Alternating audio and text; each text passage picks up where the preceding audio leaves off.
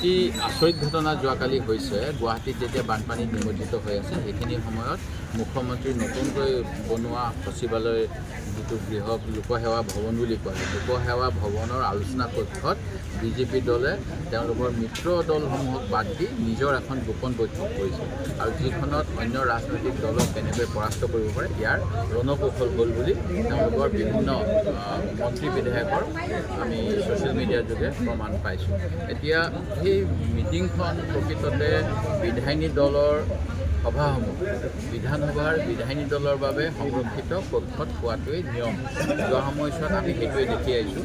কংগ্ৰেছ দলৰ বিধায়িনী বৈঠকো যেতিয়া শাসনত আমি থাকোঁ, আমাৰ বিধায়িনী দলৰ বৈঠক মুখ্যমন্ত্ৰীৰ সচিবালয়ত হোৱা নাছিল। আমাৰ বৈঠক হৈছিল অসম বিধানসভাৰ বিধায়িনী কক্ষত। যোৱাকালি এটা পৰম্পৰা বা নিয়ম ভংগ কৰা যেন মোৰ অনুমান হয় আৰু সেই গতিকে মই আজি অসমৰ মুখ্য সচিব ডাঙৰীয়ালৈ এখন পত্ৰ প্ৰেৰণ কৰিছোঁ যে যোৱাকালি যিখন বৈঠক বিধায়িনী দলৰ বৈঠক মুখ্যমন্ত্ৰীৰ সচিবালয়ৰ আলোচনা কক্ষত হ'ল, তাৰ বাবে অসম সচিবালয় যি প্ৰশাসন বিভাগ তাৰ পৰা পাৰ্মিশ্যন লৈছিলে নাই এইটো মোৰ প্ৰশ্ন।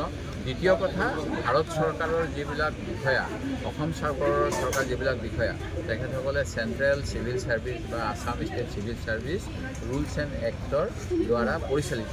তেখেতসকলক ৰাজনৈতিক দলৰ সভাত যদিহে তেওঁলোকে নিৰাপত্তা স্বাস্থ্যজনিত বা অন্য কামত আইন শৃংখলাজনিত কামত জড়িত হ'ব লগা নহয় তেনেহ'লে উপস্থিতি বাৰণীয়। কিন্তু যোৱাকালিৰ সভাখনত মই দেখা পোৱা যেন লাগিছে অসমৰ IAS বা ACS বিষয়াসকলে তাত অংশগ্ৰহণ কৰিছে।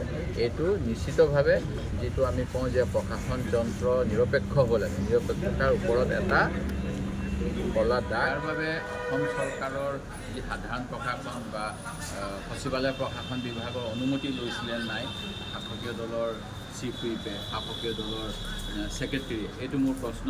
মই আশা কৰোঁ অসম চৰকাৰৰ জনসংযোগ বিভাগৰ পৰা আমি এটা গণতন্ত্ৰ মজবুত কৰাৰ স্বাৰ্থত স্পষ্টীকৰণ পাম যে হয় তেখেতসকলে আমাক আলোচনা কক্ষটো ব্যৱহাৰ কৰিবলৈ অনুমতি বিচাৰিছিল, আমি সেই গতিকে অনুমতি দিছোঁ।